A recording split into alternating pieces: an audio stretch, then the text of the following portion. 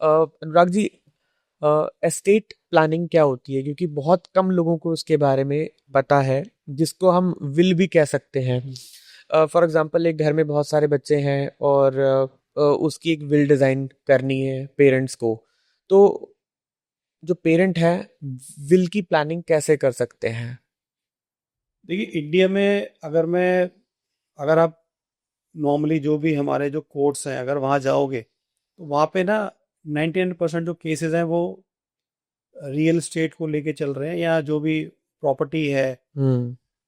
या जो डिस्प्यूट्स हैं उनको लेके चल रहा है। हम्म। उसका रीज़न ये होता है कि जो भी फैमिलीज हैं जो हेड ऑफ द फैमिली है वो क्या करता है कि वो कभी ना अपनी विल लिख के ही नहीं जाता। हम्म। राइट। वो जैसे हमने अगर पुरानी मूवीज देखी तो उसमें दिखाते थे कि जब वो इंसान मरने वाला है तो वो हाथ से लिख रहा है कि इस तरीके से। तो वही सबके माइंडसेट में होता है, जब मैं लास्ट स्टेज पे आऊंगा तो मैं ऐसे कर दूंगा, जो कि राइट। राइट नहीं होता। हम्म। बेटर ये है कि जब आपको लगता है कि अब आप एक रिस्पेक्टेबल आपकी एज हो चुकी है, 70 के आसपास हैं, और उस समय पे आपको डिसीजन लेना चाहिए कि जो भी मेरे बच्चे हैं या फैमिली मेंबर है उनमें मैं खुद जीते जी डिस्ट्रीब्यूट कर दूं। जब तक तो वो जो भी आपके हैं एसेट वो रहेंगे आप ही के। बट आपके बाद आप पहले से ही उसको एक हम्म। डिफाइन कर दो कि ये हाँ। चीज इसको देनी है, ये इसको देनी है। उससे क्या होगा कि हम्म। कल को आपके जाने के बाद डिस्प्यूट नहीं होगा। बाद में प्रॉब्लम नहीं होगी। हाँ जी। तो हम्म। आज के टाइम में होता क्या है कि अगर आप ये काम नहीं करते, यू नो एस्टेट प्लानिंग का या बिल ड्राफ्टिंग का, तो होता क्या है कि बाद में जो फैमिली मेंबर्स हैं उनमें लड़ाइयाँ शुरू हो जाती हैं। ठीक है। और उसके बाद होता क्या है कि वो जब वो डिस्प्यूट हो गया, चीज कोर्ट के अंदर चली गई, हम्म। तो वो एसेट तो पहले बात जिनके लिए बना था उनके हाथ ही नहीं लगा। हम्म। ठीक है। दूसरा क्या होगा, उसमें टाइम बहुत खराब होता है, हम्म। बिकॉज एक किसी भी चीज का कोर्ट का रिजल्ट आने में हम्म। 10 साल 15 साल इजीली लग जाते हैं, हम्म। क्योंकि इतना प्रेशर है हमारे यहाँ पे हम्म। कोर्ट्स के ऊपर। तो वो वेस्टेज ऑफ टाइम है। तो बेटर है कि आप पहले ही प्लान करें सो दैट कि अ, जो बच्चे हैं उनको चीजें मिल जाएं, इजीली मिल जाएं, राइट। बिना किसी डिस्प्यूट के। अनुराग जी, हम यहाँ बात करते हैं अनक्लेम्ड फाइनेंस की, या कहें कि अनक्लेम्ड इन्वेस्टमेंट्स की। क्योंकि कुछ ऐसी इन्वेस्टमेंट्स होती हैं, हम्म। यू नो लोग अपनी फैमिली को बताते नहीं हैं, लोग छुपा लेते हैं अपनी फैमिली हम्म। से। उनके उनके शेयर्स होते हैं, या कुछ उन्होंने प्रॉपर्टी लेके रखी है, या उनकी कोई म्यूचुअल फंड या एसआईपीज वगैरह हैं, उन्होंने लंबे समय से लेके रखी है मगर अपनी फैमिली को नहीं बताया है। हम्म। तो ये कैसे प्लान कर सकते हैं? देखो क्या होता है कि इंडिया में ना ये जनरली एक हैबिट कह लो इसको, कि जब भी मान लो मैं ही हूँ, अगर मैं अपनी फैमिली के नाम पे कोई भी चीज़ खरीद रहा हूँ, मैं कभी उनको बताता नहीं हूँ। और इन केस अगर कुछ गॉड फॉरबिड कुछ मिस हैपनिंग हो जाती है, हम्म। तो फैमिली को पता ही नहीं होता आ, कि इन्होंने क्या क्या चीज़ें खरीद रखी थी हम्म। हमारे लिए। हम्म। तो अल्टीमेटली उससे होता क्या है कि जब मैं कोई चीज़ खरीद रहा हूँ तो अपनी फैमिली के लिए खरीद रहा हूँ, और जब वो चीज़ उनको मिल ही नहीं पाए तो उसका फिर खरीदने का फ़ायदा क्या हुआ। तो मैक्सिमम बट अभी फ़िलहाल कुछ 10 साल में हमारे जो रेगुलेटर्स हैं उन्होंने बहुत अच्छा काम करा है। काफ़ी चीज़ें सिंप्लीफाई करी हैं बैंकों के अंदर, से केवाईसी अभी अपडेट्स होती जा रही हैं सबकी। ये इसलिए कर रहे हैं कि जिससे कि जो एक्चुअल में मान लो कोई मिसहैपनिंग होती है तो वो पैसा जो है नॉमिनी को ईजिली मिल जाए। राइट। तो वैसे सेबी ने काम करा है कि जो भी इन्वेस्टमेंट्स हैं आपकी म्यूचुअल फंड्स के अंदर, स्टॉक के अंदर, तो उसकी एक एनुअल स्टेटमेंट जाती रहती है। बट स्टिल आज की डेट में भी इतना पैसा अनक्लेम्ड पड़ा हुआ है जिसके बारे में आप सोच नहीं सकते। राइट। अगर मैं LIC की बात करूं तो कम से कम हम्म। 900 करोड़ के आसपास है जो अनक्लेम्ड है, लोगों ने क्लेम ही नहीं करा। हम्म। वही मैं अगर म्यूचुअल फंड की बात करूं तो वो हो गया 2600 करोड़ के आसपास। हम्म। राइट। सबसे ज़्यादा जो अमाउंट है अनक्लेम, मतलब काफ़ी सारी इंश्योरेंस कंपनीज हैं, सारी इंश्योरेंस कंपनीज मिला के जो अप्रोक्सीमेटली है 23,000 करोड़। अच्छा। हाँ जी। हम्म। और जो हमारे बैंक डिपॉजिट्स हैं हम्म। उसके अंदर भी 80,000 करोड़ तक लोगों ने इतना अमाउंट पड़ा, जो अभी तक आज तक कभी किसी ने क्लेम ही नहीं करा। हम्म। तो ये टोटल जो फिगर आ जाती है ये आ जाते हैं 1.5 लाख करोड़ के आसपास। अभी तो मैं रियल स्टेट और गोल्ड और अदर इन्वेस्टमेंट की मैं बात ही नहीं कर रहा। हम्म। तो ऐसे इन्वेस्टमेंट का फायदा ही क्या कि जब right, मेरे फैमिली मेंबर्स को पता ही नहीं है। एक आम आदमी लोन लेता है, होम लोन लेता है, तो उसकी क्या स्ट्रैटेजी होनी चाहिए जिससे वो होम लोन को जल्दी से रीपे कर दे? उसके लिए क्या सॉल्यूशन है? देखिए, इंडियन सिनेरियो के अंदर देखो, बिना लोन लिए तो आज के टाइम में घर खरीदना पॉसिबल नहीं है। हम्म। ठीक है, तो उसके लिए जनरली मैं अपने क्लाइंट्स को एक ही चीज़ रिकमेंड करता हूँ, और बहुत सिंपल सोल्यूशन है, राइट, कि आपकी जो भी ईएमआई बन रही है, बिकॉज जनरली हम होम लोन लेते हैं 20 ईयर्स के लिए, राइट। ये एक हमारी स्टैंडर्ड टर्म रहती है। हम्म। ठीक है, तो मान लेता हूँ कि अगर मेरी ईएमआई लाइक 1 लाख के आसपास की बन रही है, तो मुझे सिंपली केवल 30% की एसआईपी करनी है फॉर नेक्स्ट 20 ईयर्स, राइट।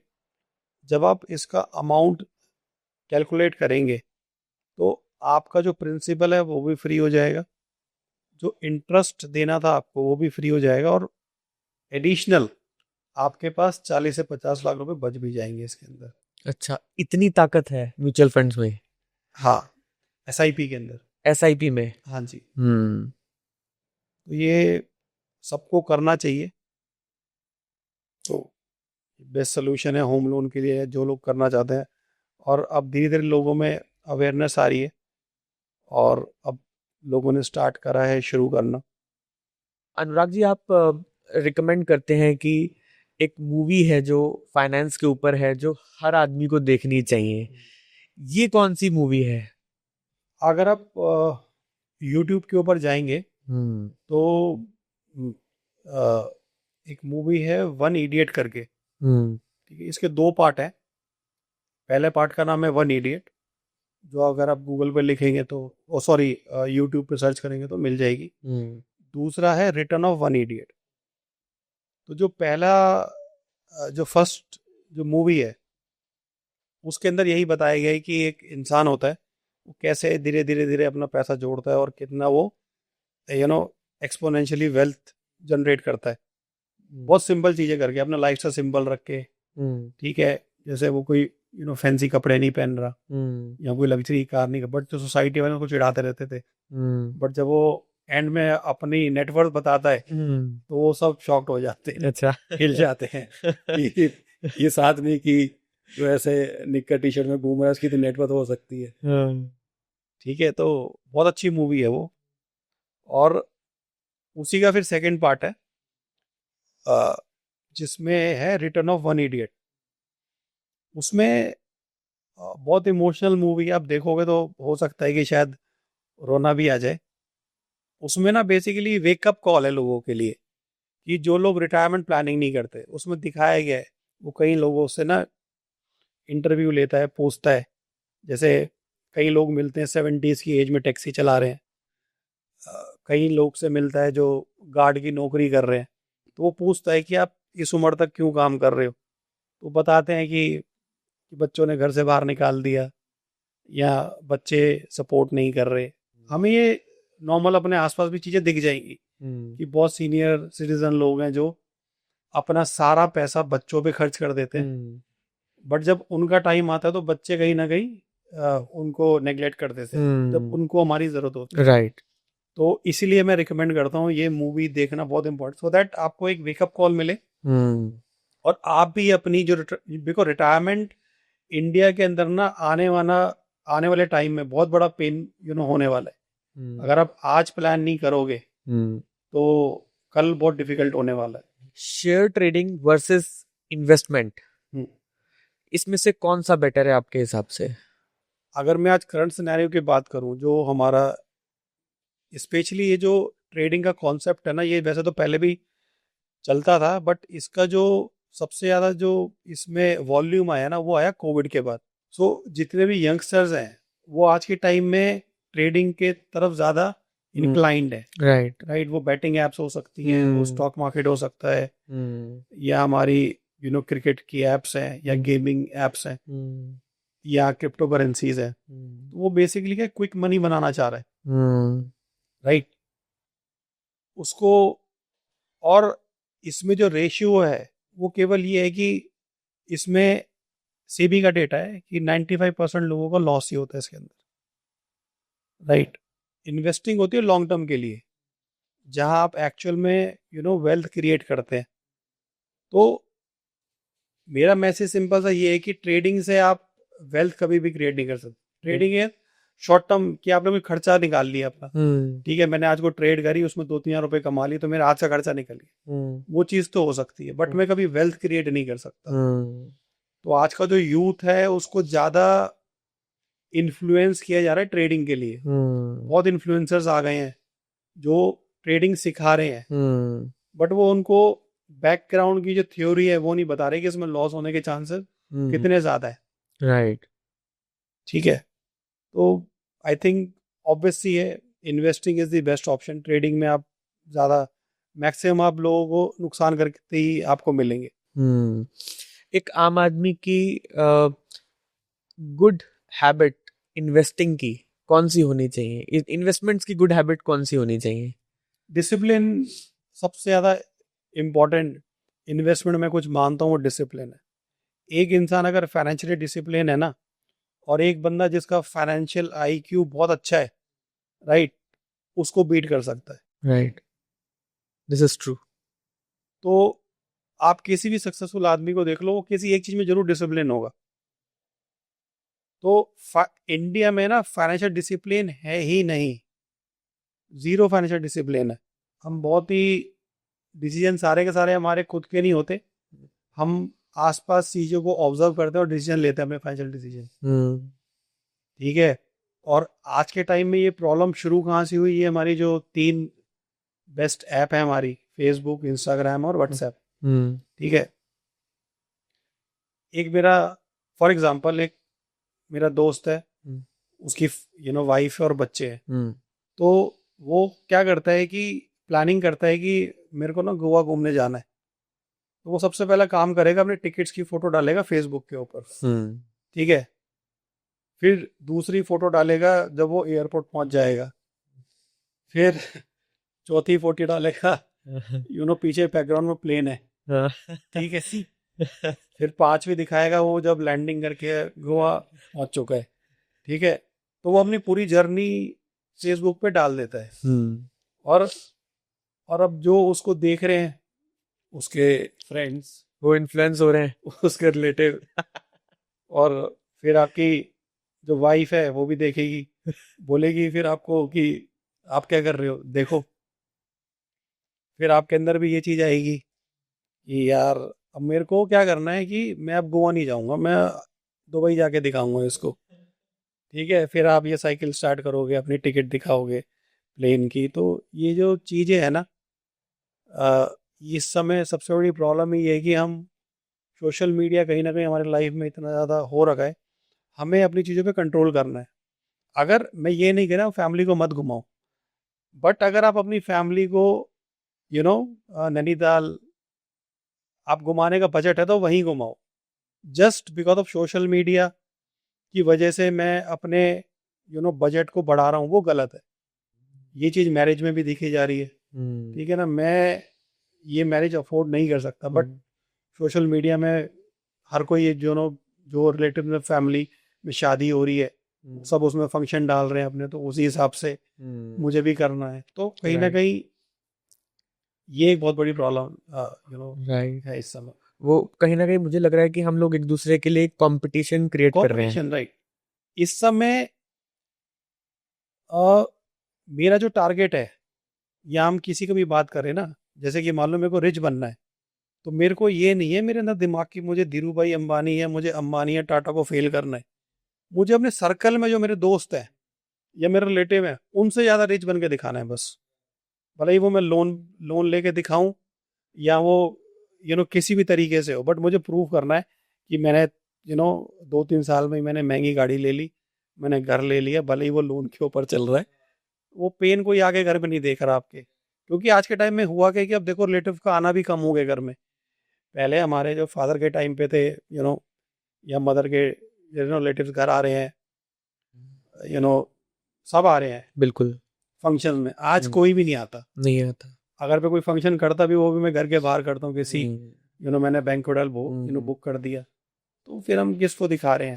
तो जो भी इंफॉर्मेशन पास ऑन हो रही है वो सोशल मीडिया से हमारे मीडिया के रिलेटिव थ्रू हो रही है कि थ्रू हो रही है। हाँ, लोग अपनी कार दिखा रहे हैं, हाँ ऐसे वो शोरूम में जाते हैं, वो खड़ी है और हाँ फिर उसका वो यू नो हाँ, वो कर्टन हटता है तो वो इनॉग्रेशन होता है गाड़ी का वो लोगों को अप्रोचेबल लगता है हाँ, बहुत। तो फिर वो चाहता है कि अच्छा ये कर रहे हैं तो मेरे को भी अब नई गाड़ी लेनी है। तो कहीं ना कहीं सोशल मीडिया का बहुत इम्पैक्ट है आज के टाइम पे। Right right. आज के पॉडकास्ट का आखिरी सवाल और बहुत इंपॉर्टेंट सवाल ये भी है कि importance of financial advisor in our life क्या है?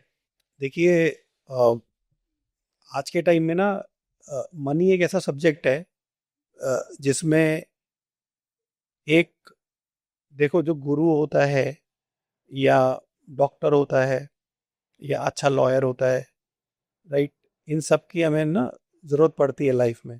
तो वैसे ही क्या है कि एक जो फाइनेंशियल एडवाइज़र है, पहली बात तो ना लोगों की एक्सपेक्टेशन होती है कि वो हमें रिटर्न दे जनरेट करके, ठीक है ना। तो रिटर्न तो उसके कंट्रोल में है नहीं। कल को अगर दो कंट्री के बीच में वॉर हो जाए तो वो क्या कर लेगा फाइनेंशियल एडवाइज़र, राइट। उसका सिंपल काम होता है कि आपके इमोशंस को कंट्रोल करना और आपको डिसिप्लिन में रखना। अगर आप डिसिप्लिन से चल लोगे तो आपके ऑटोमेटिकली के सारे गोल अचीव हो जाएंगे, राइट।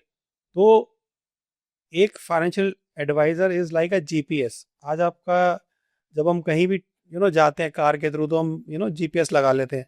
वो आपको गाइड करता रहता है, लेफ्ट लो राइट लो, ठीक है, कहाँ पे जैम है, कहाँ पे रुकना है, कहाँ पे चलना है, वो सब दिखाता है उसके अंदर। तो सिमिलरली जो एक फाइनेंशियल एडवाइजर है वो आपकी जीपीएस की तरह होता है, जो आपकी लाइफ में जो आपके गोल्स हैं, शॉर्ट टर्म लॉन्ग टर्म, आपको वो गाइड करता रहता है कि आपको करना क्या है, कि जिससे कि कोई आप ऐसा डिसीजन ना ले लो कि आपकी जो प्लानिंग थी वो एकदम से कि पूरी की पूरी डिस्टर्ब ना हो जाए। तो इसमें मेरे पास एक स्टोरी है, मैं आपके साथ शेयर करना चाहूँगा। एक बार क्या होता है कि एक बहुत बड़ा शिप होता है जो ख़राब हो जाता है। तो जो उसका ओनर होता है वो परेशान हो जाता है कि यार अब इसको ठीक करवाना है। तो काफ़ी सारे इंजीनियर्स को बुलाया जाता है। तो कोई भी ना उस चीज़ को पकड़ नहीं पाता है कि इसका रीज़न क्या है, भैया शिप ये ये ठीक कैसे होगा। तो उसके बाद एक इंसान रेफ़र करता है कि आप इनको बुलाओ, इनको काफ़ी एक्सपीरियंस है और हो सकता है ये आपका शिप ठीक ठीक कर दें। और वो काफ़ी एजेड इंसान होते हैं, उनको बुलाया जाता है। फिर वो आते हैं, पूरा शिप इंस्पेक्ट करते हैं। वो अपने बैग में से, टूल बॉक्स में से एक हथौड़ी निकालते हैं, हैमर, हम्म और 3-4 बार उसको मारते हैं हम्म इंजन के ऊपर, हम्म और उसको बोलते हैं जी स्टार्ट करो। हम्म तो स्टार्ट हो जाता है इंजन। हम्म तो वो बड़ा खुश होता है मालिक, अरे यार हम्म ये तो आपने कमाल कर दिया। हम्म तो फिर उनसे पूछता है कि सर आपका बिल बताओ कितना हो गया। वो कहता है जी बिल तो 10 लाख रुपए हो गया। कह रहे हैं 10 लाख रुपए ये 3-4 हथौड़ी मारने के? कह रहा है नहीं, जो मैंने हथौड़ी मारी है, जो हैमर चलाया है, उसको तो केवल 10,000 है, बाकी 9,90,000 जो है कि वो हथौड़ी मारनी कहाँ पे थी उसके हैं एक्सपीरियंस। हम्म तो वैसे ही फाइनेंशियल एडवाइजर है कि आज के टाइम में आपकी जो प्रॉब्लम है, आपको देखो, प्रॉब्लम हमें कभी दिखती नहीं है, राइट। बट जब एक डॉक्टर है वो क्या करता है, आपको सीधा टच करेगा, बता देगा। तो सिमिलरली फाइनेंशियल एडवाइजर भी इस तरीके से होता है एज अ डॉक्टर। वो आपको 2-3 क्वेश्चन पूछ के आपको बता देगा कि प्रॉब्लम कहाँ पर है और कहाँ पे वर्क करने की ज़रूरत है, जिससे कि आपकी जो फाइनेंशियल लाइफ है बैलेंस हो पाए। Right right. एक एक सही सलाह देने का काम करता है, एक राइट गाइडेंस देने का काम करता है एक सही फाइनेंशियल एडवाइजर। और मुझे लगता है आज के समय में बहुत इंपॉर्टेंट भी है। और काफ़ी लोग आजकल फाइनेंशियल एडवाइजर्स को यूज़ कर भी रहे हैं अपनी वेब फाइनेंस को ग्रोथ करने के लिए, अपनी लाइबिलिटीज़ को कम करने के लिए। क्योंकि हमें नहीं पता होता कौन सा म्यूचुअल फंड में हमें इन्वेस्ट करना है, कौन से शेयर लेने हैं या कौन सी एसआईपी करनी है। तो इन सब का ज्ञान तो मुझे लगता है एक फाइनेंशियल एडवाइजर ही दे पाएगा। बिल्कुल। Right right right. So Anurag ji, आज का पॉडकास्ट हम यहीं पर वाइंड अप करते हैं। हमने आपसे बहुत सारी बातें फाइनेंशियल ग्रोथ से रिलेटेड, एसआईपी, म्यूचुअल फंड, इन सब से जानने की कोशिश करी है कि हम अपने फाइनेंशियल ग्रोथ को कैसे बढ़ा सकते हैं। आप हमारे पॉडकास्ट में आए, आपका बहुत बहुत शुक्रिया सर। Thank you. मैं आशा करता हूँ कि आपको आज का पॉडकास्ट हमारा बहुत अच्छा लगा होगा। आप अपने आज का पॉडकास्ट आप अपने फ्रेंड्स के साथ और अपने फैमिली के साथ ज़रूर शेयर करें। हो सकता है कि किसी को आज का पॉडकास्ट देख के किसी को हेल्प मिल जाए और कोई अपनी फाइनेंशियल ग्रोथ को आगे बढ़ाने के लिए उसको मदद मिल सकती है। अगर अगर आप अनुराग जी से कांटेक्ट करना चाहते हैं तो हमारा डिस्क्रिप्शन में उनका नंबर हम लोगों ने लिखा है, आप उनके साथ डायरेक्टली भी कांटेक्ट कर सकते हैं। शुक्रिया।